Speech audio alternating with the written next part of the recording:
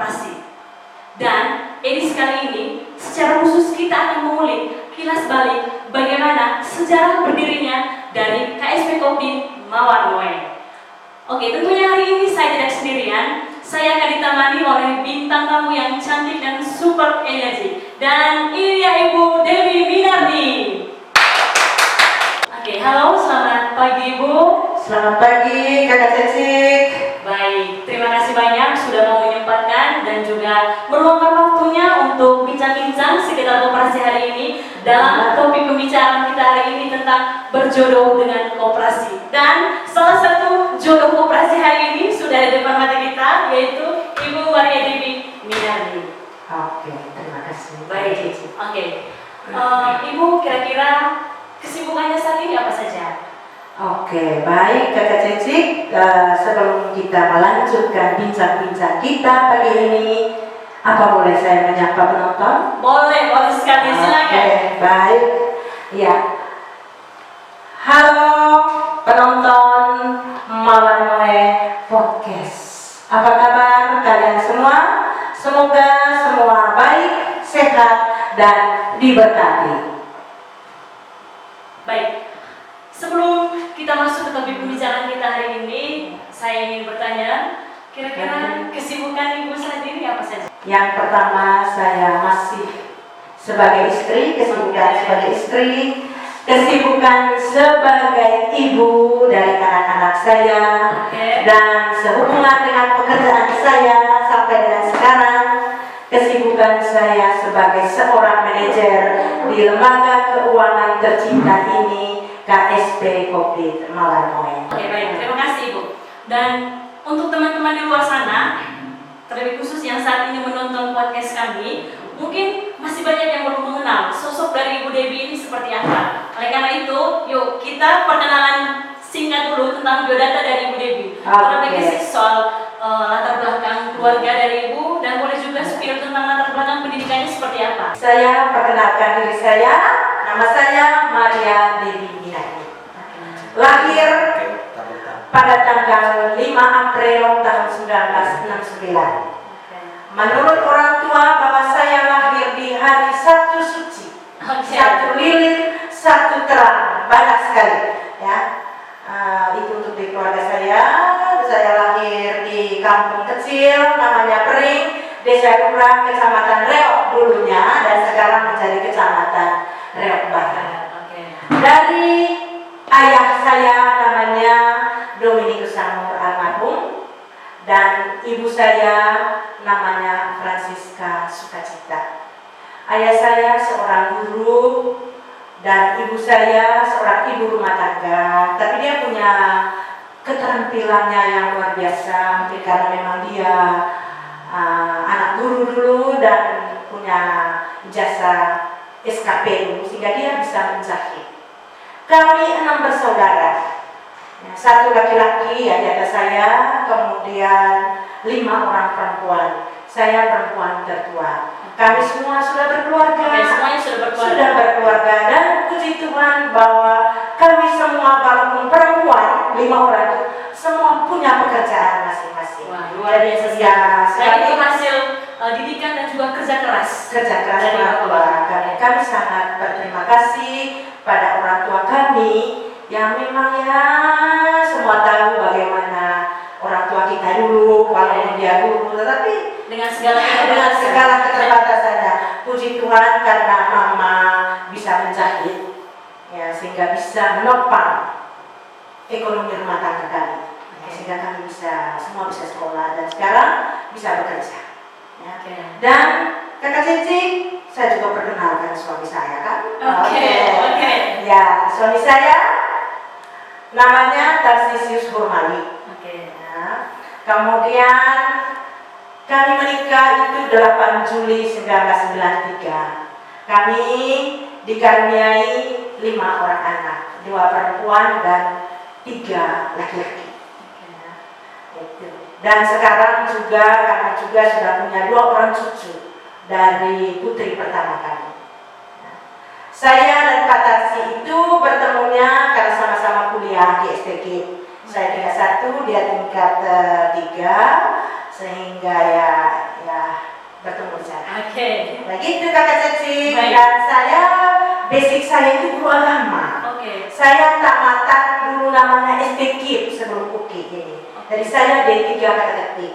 Sehingga setelah saya tamat itu saya mengajar di Lembor. Oke. Nah, itu sedikit kakak Ceci biodata saya dan juga pendidikan terakhir saya. Terima kasih Ibu Dewi sudah menceritakan dan memperkenalkan biodata dirinya secara singkat, di mana basic keluarga, bapak seorang guru, dan diturunkan ke Ibu Dewi sendiri dengan kuliah mengambil jurusan guru teologi atau katekik saat ini. Dan setelah itu di perjalanan waktunya saat ini diperkenalkan awal Ibu sekarang sudah menjabat sebagai seorang manajer. Oke, saya sendiri penasaran dan saya yakin teman-teman di luar sana juga pasti pada penasaran. Kira-kira bagaimana seorang Ibu Dewi yang dulunya seorang guru, terus saat ini menjabat sebagai seorang manajer di sebuah lembaga keuangan. Nah, kira-kira bagaimana sih Bu secara awalnya kisah bisa mengenal terus bergabung dengan SP Covid Mawar Moe dan saat ini bisa menjadi seorang pimpinan di lembaga ini? Oke, baik kakak Ceci. Bagaimana ceritanya saya bergabung dengan Mawar Moe? Nah, seperti yang saya sampaikan tadi bahwa basic saya adalah guru agama. Sebelum saya bergabung dengan Mawar Moe, saya mengajar di Lembor. Ya, mengajar di Lembor itu sebelum menikah, saya mengajar di Lembor sebagai guru agama. Kemudian 93 saya menikah, dan setelah menikah saya mengikuti suami, saya lepas pekerjaan saya mengikuti suami kerja. Berarti Ibu resign dari pekerjaan. Resign dari pekerjaan itu. Ya. Lalu mengikuti Pak Tarsi mengikuti Pak Tarsi Kapten dan sebagai ibu rumah tangga kurang lebih 4 tahun kakak Cici. 4 tahun. Kemudian ya setelah bertemu Ibu Maria Moe, ya sebagai seorang waktu itu saya kenal Tante Mia itu sebagai temannya Pak Tarsi. Kemudian ya akhirnya menjadi teman yang baik, maka orang tua yang baik bagi kami. Nah waktu itu dia mengajak bahwa bagaimana kalian itu bergabung dengan UBSP dulu namanya kakak Ceci. Koperasi UBSP, usaha bersama simpan pinjam. Berarti sebelum sebesar sekarang dia iya. Jadi sebelum saya menjadi manajer seperti sekarang, saya jadi anggota dulu. Nah, cerita jadi anggota itu ya itu juga karena Tante Maria Moe yang adalah perintis lembaga ini. Begitu. Karena ajakan dari beliau. Ajakan dari beliau sehingga. Tetapi waktu itu kakak Ceci tidak langsung kami menjadi anggota karena apa operasi ini, ya. Tetapi kata-kata dari Tante Mia waktu itu cukup menyentuh perasaan kami. Dia mengatakan begini, sekarang mungkin kalian belum butuh operasi karena kamu masih keluarga kecil, keluarga muda, baru punya anak 2, tetapi pada saatnya kamu membutuhkan operasi ini. Dan ya saya sangat tertegun dengan apa yang dia sampaikan. Oke, bagaimana kita daftar jadi sebagai anggota. Tapi waktu itu kami mendaftarkan dulu kedua putri kami. Mereka waktu itu masih TK. Jadi kami daftarkan yang sulung Maria Monica dengan nomor anggotanya 42 dan yang kedua Maria Julia dengan nomor anggotanya 41. Jadi kalau UBSP ini kan dulu dibentuknya 15 Mei 97, mereka bergabung itu tepatnya 15 Februari 1998. Iya. Jadi kami dua sebagai orang tua belum, ya sambil belajar.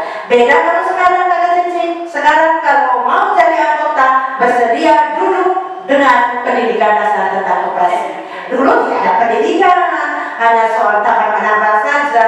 Kemudian motivasi kita juga jadi anggota banyak.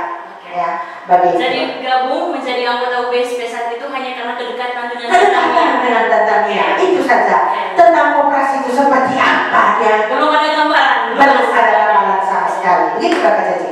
Kemudian seiring dengan berjalannya waktu, karena saya sering pergi membayar setoran setiap bulan, saya lihat baik juga bertemu banyak orang. Dan akhirnya kami dua daftar sebagai anggota itu di 15 1998. Dengan nomor anggota patasinya 62, saya nomor anggotanya 63. Begitu Kakak Cici. Itu bagaimana saya bergabung dengan Mawar Moe. Ya. Pada saat bergabung, sekali lagi koperasi ini tidak seperti ini. Ya, dia masih dalam bentuk koperasi kecil yang namanya UBSP, Usaha Bersama Simpan Pinjam. Begitu Kakak Cici. Baik, terima kasih Bu Devi. Bagaimana pengenalan singkat atau kisah bagaimana Ibu bisa mengenal KSP Kopdit Mawar Moe ini dari lembaga UBSP yang sangat kecil yang di dalamnya anggotanya itu hanya berdasarkan kedekatan semata. Gimana diajak untuk bergabung tanpa ada pemikiran bagaimana manfaat kedepannya atau tidak lembaga ini bisa sebesar sekarang. Baik, luar biasa sekali. Memang untuk mencapai sesuatu yang baik biasanya dari hal-hal yang di luar yang kita pikirkan. Betul. Baik. Kemudian Kakak Cici, setelah saya menjadi anggota, Tante Maria langsung meminta saya, mungkin karena dia tahu ya daripada tinggal kosong di rumah, bantu saya. Bantu bagaimana Tantanya? Bantu saya untuk menulis uang yang masuk dan menulis uang yang keluar. Dulu keren sekali istilahnya, yaitu DUM dan DUK. Apa DUM dan DUK Tante? DUM itu daftar uang masuk dan DUK itu daftar uang keluar. Itu saja yang saya kerjakan Tante. Iya, hanya untuk 2 buku itu.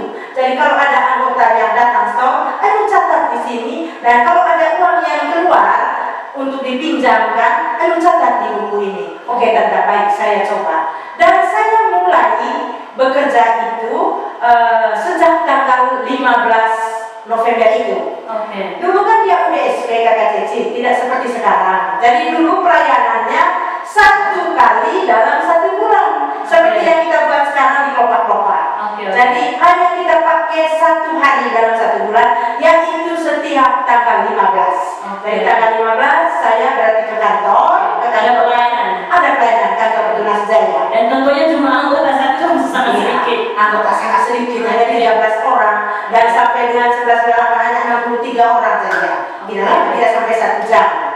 Ya, begitu. Itu waktu pertamanya. Jadi saya bekerja ya betul sebagai relawan tanpa honor.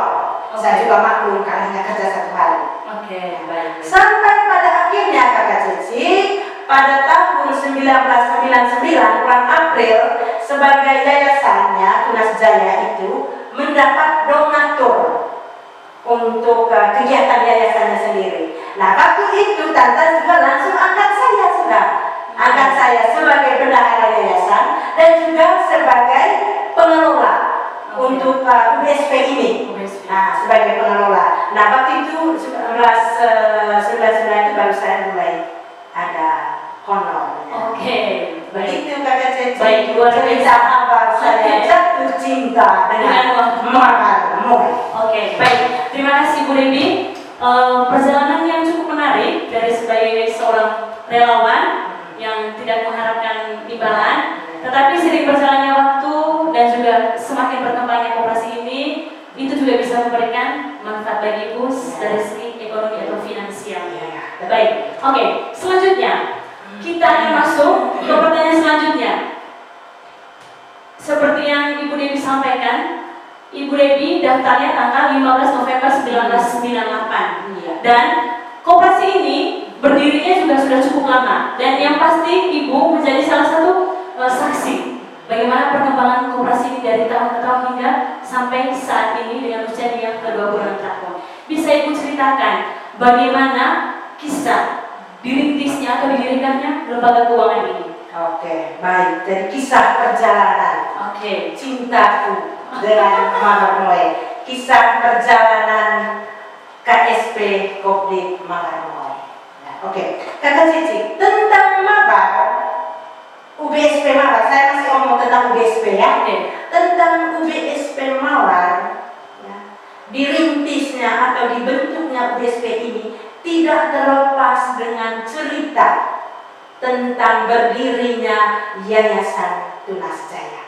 Begitu ya. Jadi waktu itu di latar belakangi kondisi perempuan Manggarai saat itu yang dalam tanda petik perempuan selalu dinomorduakan, dimarginalkan. ya, entahlah apa namanya.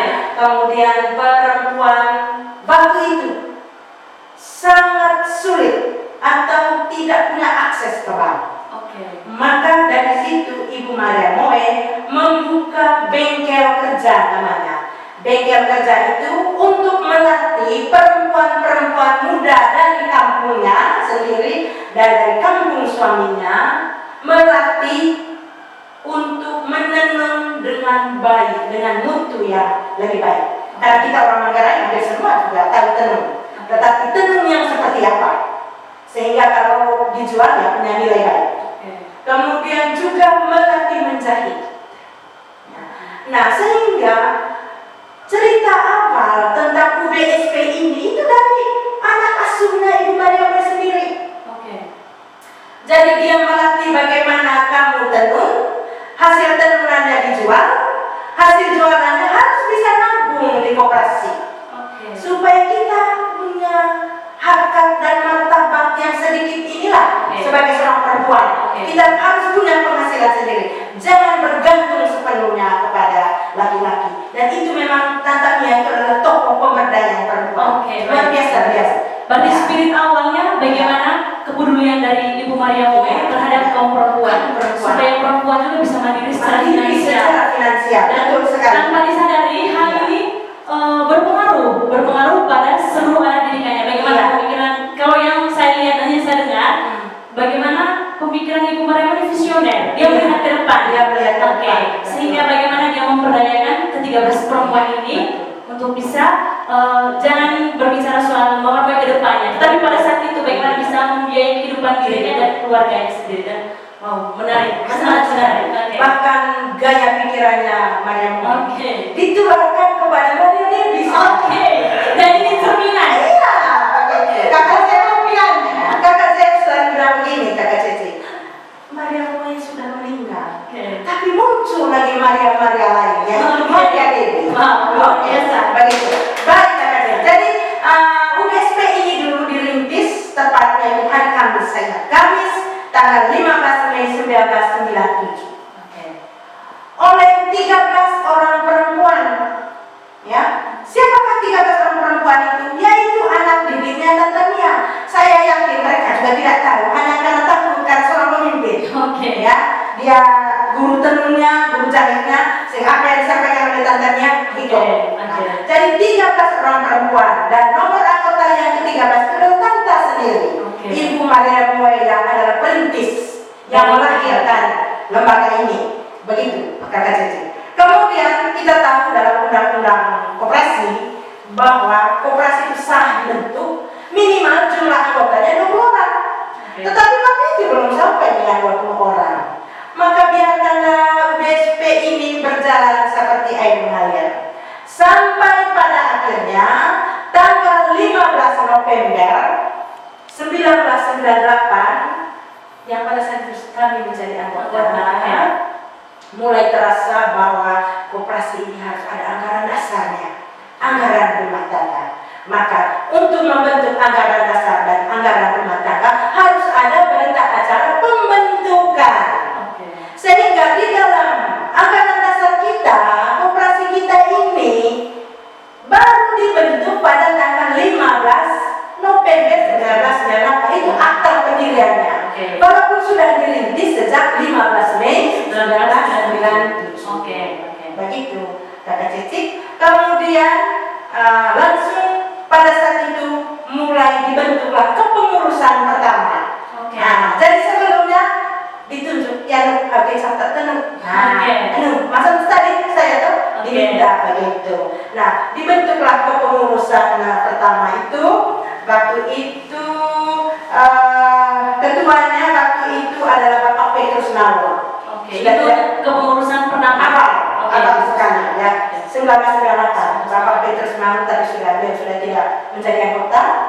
Kemudian waktu itu wakil ketuanya Pak Tarsi Mali, sekretaris satu sekretaris satu Freddy Ngajak sudah meninggal, sekretaris kedua itu Pak Stefanus Jebarni. sudah keluar juga bendahara satu Bapak Nathanael Jondo almarhum dan bendahara duanya saya. Begitu kakak Cece. Nah, pengawasnya waktu itu Tante Maria sendiri, kemudian anggotanya Mama Isabella Mekas almarhum dengan anggota juga Pak Vincent Samu yang sekarang sudah berhenti juga, dia sudah pindah di Pelabuhan Bajo.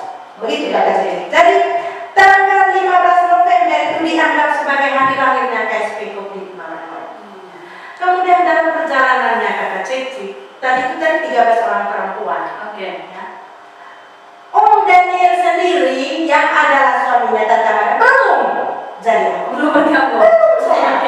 Nah, di 1998 koperasi ini sudah mulai terbuka untuk umum. Karena dibuka pertamanya di dalam rumah sendiri. Mulai terbuka untuk umum dan terbuka untuk anggota laki-laki. Itu diawali dengan masuknya Bapak Longinus Jebar. Dengan nomor anggotanya, nomor anggota 20. Dia bergabung dengan Mawar Moe itu 15 November 1997 setelah 7 bulan dirintis. Ya. Jadi bukan Om Daniel.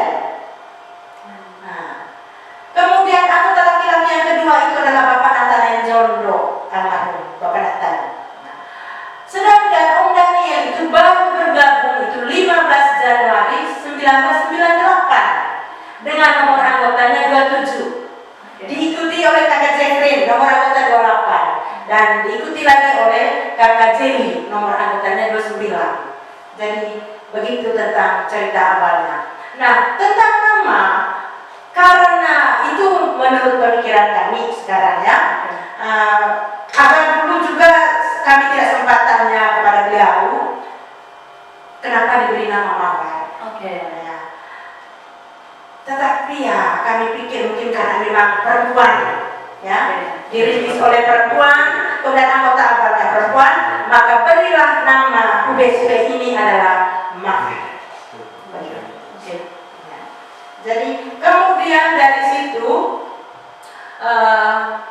saya selain mengelola barang ini tadi, saya di tahun 1999 April seperti yang saya sampaikan tadi, Yayasan Tunas Jaya dapat donatur ya, secara lembaga yayasannya, bukan koperasi ini. Nah, tapi koperasi ini mendapat keuntungan dari situ karena saya sudah bisa mendapat gaji dari program yayasan. Ya. Sehingga lembaga ini tetap berada di bawah payung Yayasan Tunas Jaya. Nah, di tahun 2000 kata Ceci itu sudah mulai ada tanda-tanda kehidupannya. Di tahun 2000 lembaga ini mendapat bantuan dana subsidi ex-BBM namanya. Ya. Waktu itu kita dapat sejumlah 50 juta. Nah, mulai dari situ sudah mulai berkembang baik. Kemudian karena kita mengelola dana ini, dana dari bukan dana gratis. Nah, ini dana bergulir, kita pinjam, kita bayar bunganya, begitu. Nah, mulai dari situ saya dikirim kemana-mana untuk pendidikan. Ya. Yang paling sangat kami rasakan manfaatnya itu yaitu pendidikan yang dibuat oleh Bank BRI. Karena waktu itu statusnya Bank BRI sebagai POKJA, kelompok kerja dari dana subsidi BBM ini. Sehingga jadi mereka setiap hari Selasa dalam minggu mendampingi saya dan juga teman-teman lain yang dapat dana itu untuk bagian pembukuan. Karena tadi yang seperti saya sampaikan, waktu uji petik soal pembukuan administrasi oleh Pokja, kita tidak ada apa-apanya. Hanya ada ditanya di mana neracanya? Oh, saya tidak tahu. Ya macam mana itu neraca? Ingat tadi basic saya bukan orang akuntansi. Saya adalah seorang guru agama yang sama sekali tidak tahu soal angka-angka. Begitu ya. Kemudian mulai perlahan beliau yang namanya Pak Agus Govi, orang BRI itu saya ingat sekali, dia melatih saya mulai dari jurnalnya, mulai kemudian dengan buku besarnya, ada yang namanya sampai sekarang saya tetap buat itu yang namanya Kasta Belaris, dan sampai kepada laporan keuangan dalam bentuk neraca. Mereka yang dampingi saya. saya. Kemudian saya mengikuti pendidikan kemana-mana. Apakah dibuat oleh dinas kabupaten atau oleh dinas provinsi? Pokoknya ikut kemana-mana, dikirim kemana. Dan bahkan saya pernah ke Makassar untuk belajar selama 1 bulan ke Makassar. Julia Satria yang kedua masih kecil, saya lepas, saya belajar tentang akuntansi dan perpajakan. Makanya saya sedikit tahu tentang pajak. Ya. Kemudian saya sempat magang, Kakak Ceci, magang di Kupang selama 1 minggu. Dan itu yang menjadi referensi saya untuk bisa mengelola lembaga ini dengan baik. Nah, walaupun sudah begitu Kakak Ceci, sudah kita dapat dana subsidi BBM, sudah mulai nampak tanda-tanda kehidupannya, tetapi masih belum ada kekuatan secara hukum. Karena kita belum berbadan hukum, Kakak Ceci. Baik. Jadi dengan seiring berjalannya waktu, Ibu Debbie sendiri juga belajar dari banyak hal dan juga dari berbagai akses, misalnya tadi dari BRI, terus juga dari berbagai dinas-dinas terkait, terlebih khusus yang menaungi atau membidangi tentang dunia koperasi. Oke, baik. Selanjutnya kita berbicara soal lembaga keuangan. Lembaga keuangan itu kan kita mengelola uang orang lain, mengelola kecurigaan. Tanda kutip kecurigaan. Karena uang yang dikumpulkan dari banyak orang dijadikan saham atau modal bagi lembaga itu sendiri. Nah, tentunya pada saat itu pasti muncullah keraguan dari orang lain bahwa apakah lembaga ini dia bisa berkembang ke depannya karena tidak ada landasan hukumnya. Atau untuk pendiriannya saja dia butuh waktu kurang lebih 1 tahun. Dari 15 Mei 1907 ke 15 November 1998. Oke. Nah, setelah perjalanannya yang Ibu bilang tadi mengalir seperti air saja, bagaimanakah sampai akhirnya Mawar Moe sebagai lembaga keuangan yang terus berkembang dia bisa berbadan hukum? Karena itu merupakan salah satu turning point bagaimana orang itu bisa mempercayai sebuah lembaga keuangan. Yang dilihat kan pasti, oh lembaga ini bisa dipercayai karena dia sudah memiliki dasar hukum. Oke. Kira-kira bagaimana ya? Baik Kakak Ceci, seperti yang saya sampaikan bahwa UBSP kecil ini dia berjalan bagaikan air mengalir. Ya. Nah, sejak dirintis baru berbadan hukum itu setelah usianya 10 tahun. Tepatnya 12 Februari 2007 dengan nomor badan hukum nomor 4, dan waktu itu masih bisa dikeluarkan oleh pemerintah setempat. Waktu itu Bapak Christian Rokok. Ya, jadi itu ceritanya. Jadi memang tuntutan supaya dia berbadan hukum, terutama karena kita sudah dilirik oleh pihak lain.